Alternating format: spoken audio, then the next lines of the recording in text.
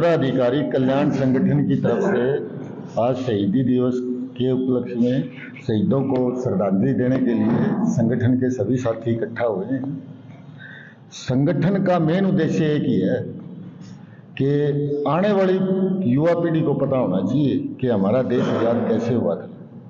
उसी के सिलसिले में स्वतंत्रता सेनानी उत्तराधिकारी कल्याण संगठन के जितने साथी हैं समय समय पर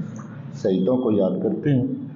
जय हिंद, जय भारत। इंद्र कुमार जोगपाल है और हरियाणा विद्यालय शिक्षा बोर्ड में सहायक सचिव के पद पर हूँ और स्वतंत्रता सेनानी उत्तराधिकारी संगठन के बैनर के तले आज शहीदी दिवस यहाँ उनको हमारे जो अमर शहीद भगत सिंह जी, सुखदेव सिंह और राजगुरु जी, उनको श्रद्धा सुमन अर्पित करते हुए आज इनका ये कार्यक्रम किया हुआ है। और मेरे से पहले साथी हमारे नरेश जी तंवर ने बताया है कि स्वतंत्रता सेनानी उत्तराधिकारी संगठन जिसके प्रधान महेंद्र यादव जी हैं, इनकी टीम लगातार जनवरी से दिसंबर तक जितने भी शहीदों की जन्मदिन और शहीदों की पुण्यतिथि आती है, ये कार्यक्रम एक के रूप में किया जाता है। और इनके लिए भी आज विशेषकर इस संगठन की तरफ से मैं ये कहना चाहता हूँ, अगर भिवानी के अंदर अगर शहीदों का कोई वास्तविक संगठन इस रूप में है कि उनको याद करने का और हमारे बीच में एक जागृति पैदा करने का ये काम ये संगठन करता है और हम इनमें सहयोगी के रूप में शामिल होते हैं। और विशेषकर आज मेरे से पूर्व वक्ता ने आपके प्रेस के माध्यम से बताया कि शहीदी दिवस 23 मार्च 1931 को 3 क्रांतिकारी जो शहीद हुए उनको हम आज मेरी तरफ से, मेरे संगठन की तरफ से उनको सैल्यूट करते हैं। आज जो हम आज़ादी की जो सांस ले रहे हैं, एक स्वतंत्र लोकतंत्र की व्यवस्थाओं में हम जी रहे हैं, उनकी कुर्बानियों का यह आज परिणाम है। और भविष्य के अंदर हम इस राष्ट्रभक्ति के लिए एक जिम्मेवार नागरिक होने के नाते हमारे जितने भी शहीद जिन्होंने इस देश को आज़ादी के दिलाने में योगदान दिया है, उनको लगातार हम आज जैसे आज सैल्यूट कर रहे हैं, उनको सैल्यूट करते हैं। और हमारी युवा पीढ़ी को बताना चाहते हैं कि उनके जीवन का जो उद्देश्य था वो देशभक्ति के था और मानव की जो स्वतंत्रता और मानव के जो अधिकार और जिसमें एक लोकतांत्रिक व्यवस्था स्थापित हुई, उन लोग आज इन शहीदों को उनके जीवन में पूरा जीवन उन्होंने अपने न्यौछावर कर दिया। आज हम उनको याद करें एक छोटा सा काम कर रहे हैं, परंतु आने वाले समय में युवा पीढ़ियों को इस देश के भारत के निर्माण के लिए इन शहीदों से सबक लेना चाहिए और उनसे इससे यानी कि वो जागरूकता पैदा करनी चाहिए ताकि उनके सपनों का भारत, उनके सपनों का राष्ट्र, उनके सपनों का देश तैयार हो। हम नरेश तंवर, पूर्व जीएम हरियाणा स्टेट, आज भिवानी शहर के अंदर रोहतक गेट पर राजपूत धर्मशाला के अंदर शहीद भगत सिंह, सुखदेव और राजगुरु जी की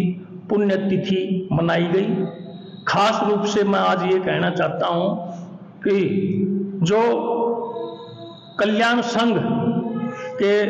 जितने पदाधिकारी हैं ये हर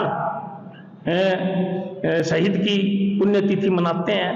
तो उसी श्रृंखला में आज ये पुण्यतिथि मनाई गई। इसमें मैं ये बताना चाहता हूं कि 23 मार्च 1931 का दिन भारत के इतिहास में बहुत बड़ा दिन है। इस दिन तीनों शहीद भगत सिंह, राजगुरु और सुखदेव सिंह तीनों को फांसी दी गई। और सबसे अहम बात जो मैं बताना चाहता हूं कि ब्रिटिश शासन में जब ये फांसी का समय निश्चित किया गया, वो 24 मार्च निश्चित किया गया था, लेकिन